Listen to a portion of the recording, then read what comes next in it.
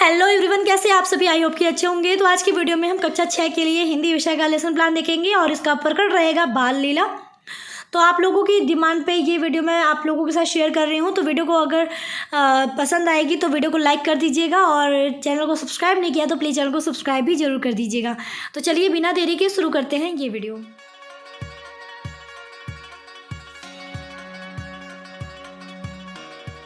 तो यहाँ पे देखिए, सबसे पहले आप विद्यालय का नाम, दिनांक, कक्षा, कालांश, समय, विषय, उपविषय और प्रकरण, ये जो बेसिक चीज़ें होती हैं लेसन प्लान की वो यहाँ पे लिख लीजिएगा। कक्षा 6 रहेगा, विषय हिंदी और प्रकरण रहेगा बाल लीला। बाकी की चीज़ें आप अपने हिसाब से चेंज करके लिखेंगे।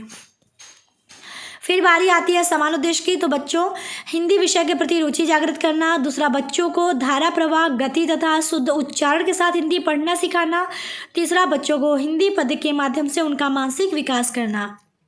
बात करते हैं विशिष्ट उद्देश्य की। तो पहला होगा, बच्चे श्री कृष्ण के बाल कथा की जानकारी प्राप्त कर सकेंगे। दूसरा, बच्चे सूरदास जी द्वारा श्री कृष्ण के बाल्य रूप के मनोहारी वर्णन का आनंद ले सकेंगे। तीसरा, बच्चे श्री कृष्ण की मन की चंचलता के बारे में जान सकेंगे। ये 3 यहाँ पे इन्होंने विशिष्ट उद्देश्य भी रखे हैं। चलिए आगे बढ़ते हैं। अब बारी आती है पूर्व ज्ञान की। तो बच्चे श्री कृष्ण जी के बाल स्वरूप के बारे में सामान्य जानकारी रखते हैं। सहायक सामग्री में इन्होंने सामान्य और विशिष्ट सहायक सामग्री करके लिखा हुआ है। आप चाहे तो एक साथ भी लिख सकते हैं। क्या क्या रहेगा? चौक, डस्टर, लपेट, सांपट, संकेतक और विशिष्ट में क्या है? चार्ट। अब बारी आती है पाठ प्रस्तावना प्रश्न की। तो यहाँ पे देखिए, आपको 3 भाग करने हैं। पहले भाग में आप लोग लिखिएगा क्रम संख्या, दूसरे में छात्राध्यापक क्रिया और तीसरे में छात्र छात्रा या विद्यार्थी अनुक्रिया। पहला प्रश्न क्या है? मीरा जी किसकी भक्त थी? तो बच्चे बताएंगे मीरा जी श्री कृष्ण जी की भक्त थी। दूसरा, श्री कृष्ण का पालन पोषण किसने किया था? तो बच्चे बताएंगे श्री कृष्ण का पालन पोषण यशोदा और नंद जी ने किया था। तीसरा, यशोदा तथा श्री कृष्ण के बीच होने वाले क्रियाकलाप को सूरदास जी क्या कहते हैं? तो ये बच्चों को नहीं पता और ये हमारा हो जाएगा समस्यात्मक प्रश्न। तो अब उद्देश्य कथन में आप लोग लिखेंगे कि बच्चों, आज हम लोग बाल लीला के बारे में अध्ययन करेंगे। इसके रचयिता सूरदास जी हैं। ठीक है, चलिए आगे बढ़ते हैं। अब बारी आती है पाठ प्रस्तुतिकरण की। तो पहले आप देख लो कि आपको टोटल 6 भाग करने हैं। इस तरह से पहले भाग में लिखिएगा क्रम संख्या, दूसरे में शिक्षण बिंदु, तीसरे में छात्राध्यापक या छात्राध्यापक क्रिया, चौथे में छात्र छात्रानुक्रिया, 5वें में शिक्षण विधि और लास्ट में 6ठे में आप लिखेंगे सांपट कार्य। अब हम एक एक करके प्रत्येक शिक्षण बिंदु की तरफ चलिए बढ़ते हैं। तो यहाँ पे जो पहला शिक्षण बिंदु है वो है प्रथम अन्विति, जिसमें कि हम मैया मोही से लेके तू पूत तक जो है हम मतलब इस पूरे मैया मोही से लेके तू पत तक के बीच जो भी सारी कविताएं मतलब जो भी पोइट्री है उसको हम उसके बारे में जो भी सारी चीज़ें होंगी, जैसे उसकी व्याख्या, उसके जो कठिन शब्द हैं, वो सब कुछ जो है हम इस पाठ प्रस्तुतिकरण में देखेंगे। आदर्श वाचन में छात्राध्यापका उचित आरोह अवरोह के साथ विरामा आदि चिन्हों को ध्यान में रखते हुए पाठ का सस्वर वाचन करेगी।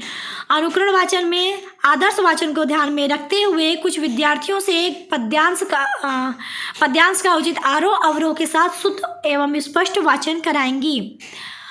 काठिन्य निवारण में आप शब्द और अर्थ भी लिख सकते हैं। आप चाहे तो शब्द, अर्थ और युक्ति भी लिख सकते हैं। यानी ये आपके ऊपर है। आप केवल अगर युक्ति नहीं लिखना चाहते तो आप केवल शब्द और अर्थ भी लिख सकते हैं। यानी इस पद्यांश में जो भी कठिन शब्द हैं उसकी बात करेंगे। तो यहाँ पे पहला जो शब्द है वो है प्रसुप्त, जिसका अर्थ होता है सोई हुई, और ये इसकी जो युक्ति है वो है अर्थकथन। दूसरा शब्द है सुवर्णा और इसका अर्थ है सुंदर वर्ण, और ये इसकी जो युक्ति है वो है वाक्य कथन। तीसरा शब्द है वर्ण, जिसका अर्थ होता है रंग, और ये है समानार्थी।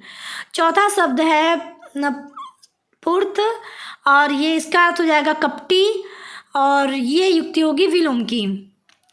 अगला शब्द है सौगंध, जिसका अर्थ होता है कसम, और इसकी युक्ति होगी अर्थकथन। अगला शब्द है मोल और इसका अर्थ होता है मूल्य या दाम, और इसकी युक्ति है श्रुति सम भिन्नार्थक शब्द। तो इस तरह से आप कठिन निवारण अपना पूरा कर लेंगे। फिर आता है मौन वाचन। तो छात्राध्यापका छात्रों को मौन पठन का निर्देश देंगी तथा कक्षा का अवलोकन करेंगी। अब बारी आती है अनुवाद कार्य की। तो यहाँ पे अनुवाद कार्य में आप जो भी पद्यांश था उसकी पूरी व्याख्या करेंगे। उससे पहले हम सप्रसंग देखेंगे, जिसमें हम ये बताएंगे कि ये पद्यांश किसने रचा है और इसमें क्या कहा गया, मतलब एक ओवरऑल समरी की इसमें मतलब इस पद्यांश में आखिर किसने लिखा है और वो कहना क्या चाहते हैं, ये हम इस सप्रसंग में देखते हैं।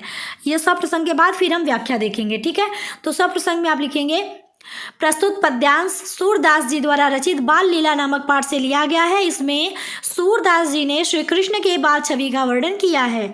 तो अगले पेज पे चल के हम इसका व्याख्या भी देखेंगे, उससे पहले हम विद्यार्थी अनुक्रिया भी देखते चलते हैं साथ में। तो यहाँ पे विद्यार्थी अनुक्रिया में आप लिखेंगे छात्र छात्रा ध्यानपूर्वक सुनेंगे और शिक्षण विधि में वाचन विधि, और उसके बाद जब आप व्याख्या करेंगे तो जो आपका लास्ट हमारा अभी जो मैंने बताया जिसमें कि हम सप्रसंग देख रहे हैं उसके समक्ष आप लिखेंगे व्याख्यान विधि। ठीक है, अब हम चलिए व्याख्या की तरफ चलते हैं। तो यहाँ पे व्याख्या में आप क्या लिखेंगे कि हे माता यशोदा, मुझे बलराम भैया बहुत चिढ़ाते हैं, मुझे वह मोल खरीदा बताते हैं, कहते हैं कि तुमने मुझे जन्म दिया है इसीलिए मैं खेलने भी नहीं जाता हूँ। ये नंद और यशोदा दोनों गोरे वड़ के हैं, तुम काले शरीर वाले कहाँ से आ गए। सब ग्वाले चुटकी देकर नाचते हंसते और मुस्कुराते हैं, तुम हमेशा मुझे ही पीटना जानती हो, बलराम भैया को कभी नहीं डांटती हो। श्री कृष्ण की बातें सुनकर यशोदा मन ही मन में खुश होती है। वह कहती है कि बलराम तो चुगली करने वाला जन्म से धूर्त है। माता कहती है कि गायों की सौगंध है कि मैं ही तुम्हारी माता हूँ, तुम ही मेरे पुत्र हो। ठीक है, तो यहाँ पर जो है व्याख्या में ध्यान दीजिएगा, ऊपर साथ एक लाइन गलत इन्होंने लिख दिया है कि तो बोल बताते हैं, कहते हैं कि तुमने मुझे जन्म दिया है, तो यहाँ पर रहेगा तुमने मुझे जन्म नहीं दिया है। ठीक है, ये उन्होंने कहा था, और जिसको कि माता यशोदा जो है बताती है कि नहीं मैं ही तुम्हारी माता हूँ। ये इस पूरे पद्यांश का तात्पर्य था, व्याख्या था। अब यहाँ पे जो है हम विचार विश्लेषणात्मक प्रश्न यानी बोधात्मक प्रश्न भी देखते हैं। तो यहाँ पे है पहला कि सूरदास जी ने किसकी बाल लीला का वर्णन किया है। दूसरा प्रश्न है नंद और यशोदा किस वर्ण के थे। तीसरा कृष्ण यशोदा जी की किसकी शिकायत करते हैं। ये 3 प्रश्न है आपके बोधात्मक के।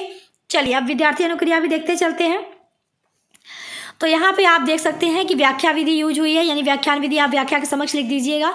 बाकी जो 3 प्रश्न हैं वो जिसका कि बच्चे जवाब देंगे, तो पहले प्रश्न का जवाब देंगे सूरदास जी ने श्री कृष्ण की बाल लीला का वर्णन किया है।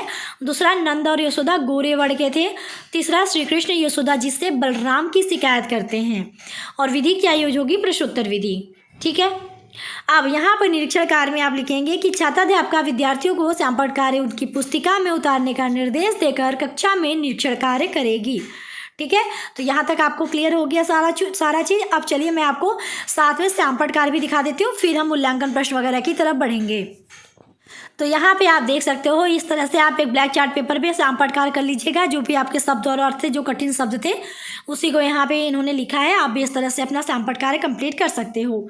चलिए अब हम आगे बढ़ते हैं अपने मूल्यांकन प्रश्न वगैरह की तरफ।